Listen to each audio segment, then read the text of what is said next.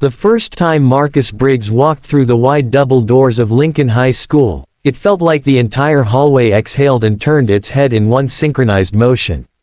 Not because he was tall or had some kind of swagger that drew attention. Quite the opposite. He was quiet, walked with his head slightly down, backpack clutched tightly in one hand, and wore a faded military jacket that looked like it had stories to tell if anyone cared to listen. But nobody cared to listen. Instead, the moment they saw that jacket, olive drab, sleeves frayed, with a dull, sun-bleached patch on the shoulder, the snickers began. Not loud at first, just a few whispering voices, followed by scattered laughs. But as he made his way to his locker, the commentary grew bolder. "Yo, is that your Halloween costume, bro?" "Nah, man. He's going for that homeless chic look. Looks like he found that in a dumpster behind Goodwill." The words stung, not because Marcus didn't expect them, but because he'd hoped, just a little, that this school might be different. That maybe, just maybe, moving here after his father's death might be a new beginning. That people might see more than just the clothes he wore. But teenagers were predictable, and cruel. He ignored them, the way his father had taught him. "You stand tall," his dad would say, voice gravelly with age and something deeper, pain, maybe. "Doesn't matter what they say. You know who you are. And that's enough." Marcus knew who he was. But it didn't make things easier. His first period teacher, Mr. Langston, introduced him to the class with a neutral tone. "Everyone, this is Marcus Briggs. He just moved here from Colorado Springs. Make him feel welcome." No one did. Marcus found a seat near the back and slumped into the chair, keeping his head down, jacket sleeves pulled low to hide the tear near the cuff. He could feel eyes on him. Not curious eyes, judgmental ones. The ones that look through you instead of at you. When the bell rang for lunch, he headed toward the cafeteria alone. He didn't expect to make friends right away, but the sheer isolation felt heavier than he thought it would. Lincoln High was a well-funded school. Bright lights, polished floors, the kind of place with big banners for football championships and debate trophies in glass cases. Kids walked around with confidence. Name-brand sneakers, earbuds dangling from their necks, talking loudly about parties and cars and weekend plans. He grabbed a tray of food he barely tasted and found an empty table near the corner. That's when it started again. A group of boys, 3 of them, all wearing varsity jackets, sauntered over. One of them, tall, blonde, with perfect white teeth, tilted his head and gave a smirk that didn't quite reach his eyes. "Nice jacket," he said. "Where'd you get it?" "1942. The others laughed. Marcus didn't respond. "Oh wait," the boy continued, tapping the patch on Marcus's sleeve with 2 fingers. "Is that, like, your club logo?" "The Dusty Patch Brigade." Marcus looked up slowly, locking eyes with him for the first time. There was no anger in his gaze. Just stillness. "It was my dad's," he said quietly. "He served in the army." There was a beat of silence. For a moment, it seemed like the group might step back. But then another kid, stockier with a buzzcut, chuckled. "Bet he served in the War of 1812 with how old that thing looks." Laughter again. More now. Other students nearby were watching. Marcus stood up, not quickly, not threateningly, and slung his backpack over one shoulder. He left the tray untouched and walked out of the cafeteria, his steps measured, his eyes fixed on a point far away that no one else could see. Behind him, the laughter continued, fading into the sounds of lunchroom chatter. Outside, he walked the perimeter of the school grounds. There was a field behind the gym where the ROTC cadets practiced drills. He spotted them in perfect formation, marching in unison under the barks of their commanding student officer. Their uniforms were spotless. Their boots clicked in rhythm. It reminded him of his father. He stopped for a moment to watch. Maybe it was the way they moved, focused, purposeful, that brought back the memories. His dad, standing tall in their old apartment living room, demonstrating how to polish boots or fold a shirt into perfect squares. "There's pride in every detail," he'd say. You don't wear the uniform for yourself. You wear it for the ones who didn't make it back. As Marcus stood there, caught between memory and reality, one of the cadets noticed him. "Hey," the boy called out. "You lost or something?" Marcus didn't answer. The cadet, tall with a clean haircut and a wide grin that didn't feel very friendly, walked closer. "Just wondering what a guy in a raggedy jacket is doing watching us like he's about to steal our gear." Marcus blinked slowly. "Just watching," he said. The cadet smirked. "Well, maybe next time get yourself something that doesn't look like it came out of a bunker, yeah." Laughter again. Not loud, but pointed. Marcus turned away. That night, at home, Marcus sat on the floor of the small apartment they'd moved into 2 weeks prior. His mother was working late at the hospital. She was a nurse, strong and kind, but tired more often now. His little brother, Jordan, was asleep in their shared room. Marcus held the jacket in his lap, running his fingers over the patch. It was stitched with care, an intricate design of a coiled serpent wrapped around a sword, framed by 13 small stars.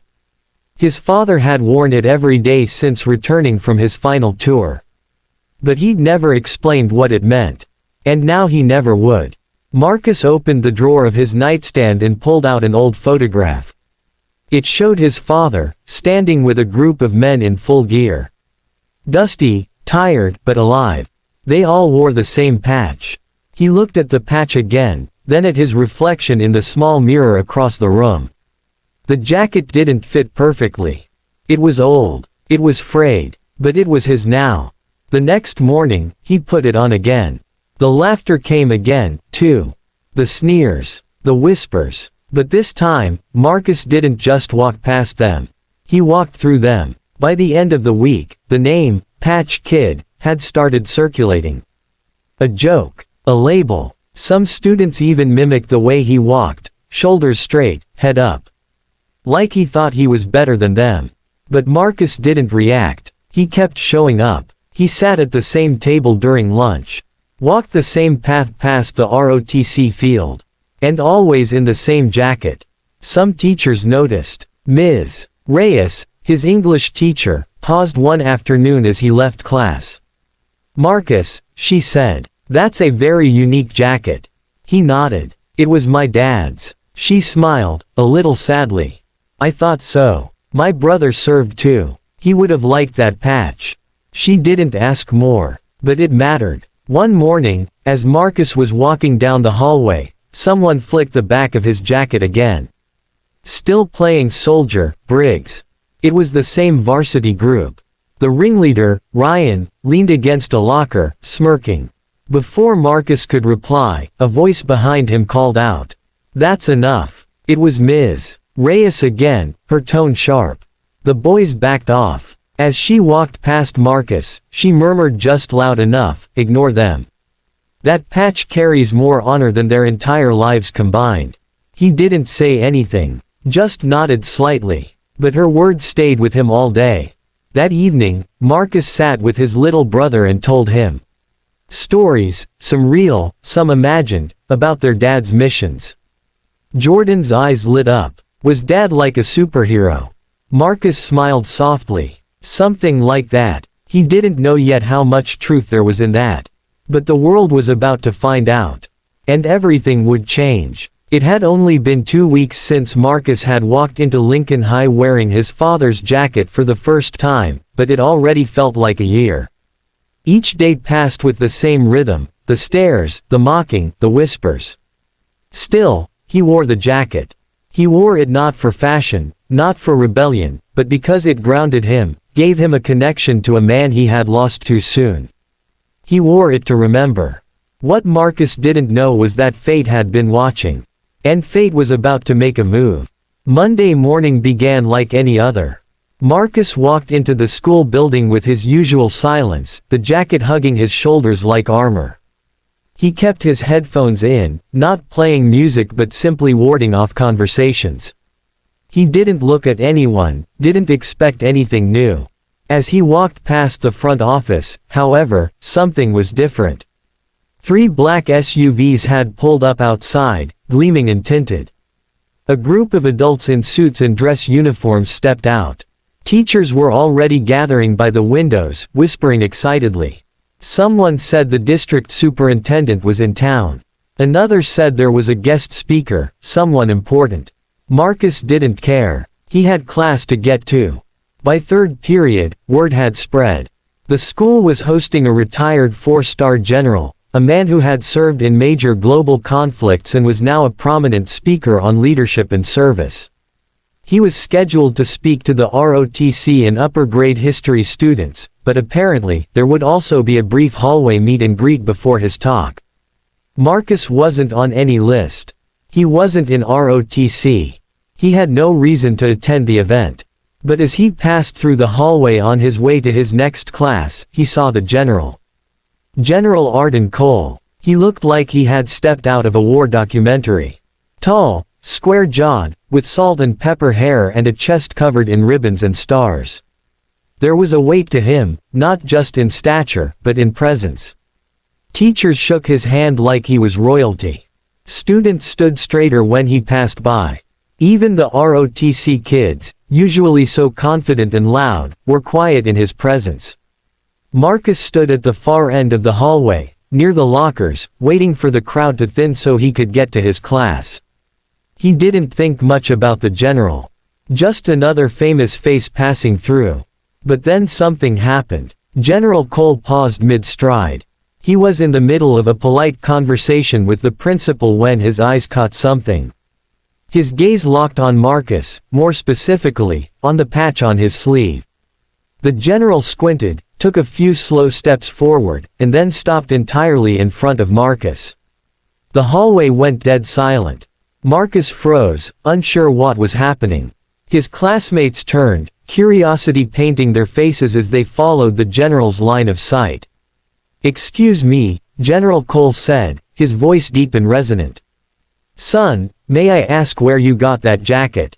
Marcus hesitated. "It belonged to my dad, sir." "What was your father's name?" "Staff Sergeant Daniel W. Briggs." The general's posture shifted. His eyes flickered, not with surprise, but something closer to reverence. He stepped forward slowly and touched the patch on Marcus's sleeve with 2 fingers, like he was handling a relic. "This patch," he said, raising his voice just enough so that the crowd nearby could hear, "is not something you see every day." Students pressed in closer. Teachers leaned forward. Even Principal Martin looked confused. "This is the insignia of Task Force Echo," General Cole said. "An elite special operations unit formed after 9/11. Only 43 men ever wore this patch in combat. It doesn't show up on most records. These men operated in shadows, carrying out missions too dangerous to talk about. And Sergeant Briggs, he was one of the best." Marcus felt a chill go down his spine. He'd always known his father was brave, that he had served. But the details had always been vague. His dad never boasted, never bragged. He was humble to the bone. Marcus had grown up seeing medals in a shoebox, old maps with red lines and foreign names, but none of it made sense until now. The general turned toward the students crowding the hallway. "Do any of you understand what this young man is wearing? That patch represents blood. It represents valor. It represents missions where no backup was coming and failure wasn't an option." Whispers echoed through the corridor. "That's Briggs' kid. Wait, Task Force Echo. That's real. Isn't that like top secret military stuff?" General Cole looked back at Marcus. "Your father saved lives, son. My life included. I served with him in Helmand. We were pinned down. 2 men died in the first hour. Your father held the line for 6 more. When air support arrived, we were down to 3 rounds of ammo each. But we were alive. Because of him." Marcus didn't know what to say. His mouth opened slightly, but no words came. The general reached into his breast pocket and pulled out a small challenge coin, an engraved silver disc with an eagle, a sword, and a number on the back. He placed it in Marcus's palm. "Only members of Task Force Echo carry these," he said. "And those they've saved." Marcus looked at the coin, the weight of it anchoring something deep inside him. "Wear that jacket with pride," the general said. Your father was a hero. He turned to the crowd. And any of you who laughed at him for wearing it, you should be ashamed. No one said a word. Not the varsity boys. Not the ROTC students. Not even the teachers. General Cole saluted Marcus. And then he walked away. The silence lingered for a long time after. Students slowly parted like water around Marcus as he stood there, still holding the coin, his fingers wrapped tightly around it. One of the ROTC cadets, the same one who had mocked him near the field just days before, approached quietly. "Hey," he said, voice low. "I didn't know. I'm sorry." Marcus didn't respond. He didn't need to. The apology hung awkwardly in the air as the cadet backed away. By the end of the day, the story had spread like wildfire. Social media was buzzing. Someone had taken a video of the general's speech in the hallway. It was already circulating online with titles like, "Veteran General Honors Student's Fallen Father," and, "The Patch That Stunned a School." The next morning, Marcus walked into school and everything was different. No one laughed. No one pointed. Instead, students nodded at him with quiet respect. Teachers smiled at him in the hallways. Even Principal Martin stopped him at the front office.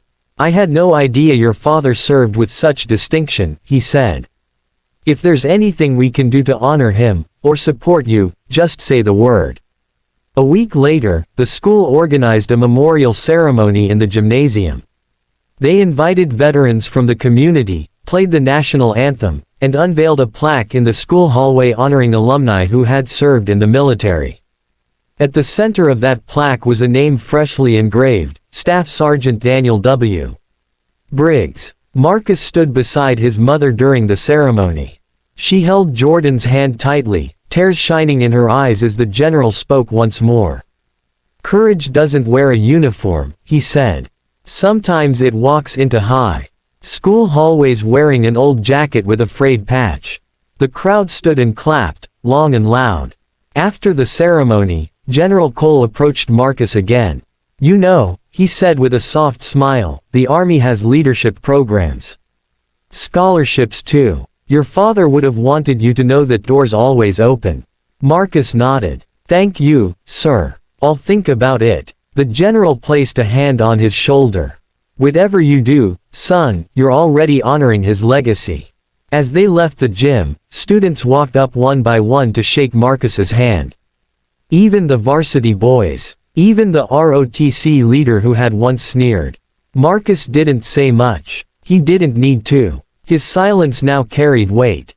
The jacket was still the same. Faded. Frayed. A little torn at the sleeve. But everything had changed. It wasn't a target for jokes anymore. It was a symbol. It was history. It was a legacy stitched into every worn thread. And Marcus carried it, proudly.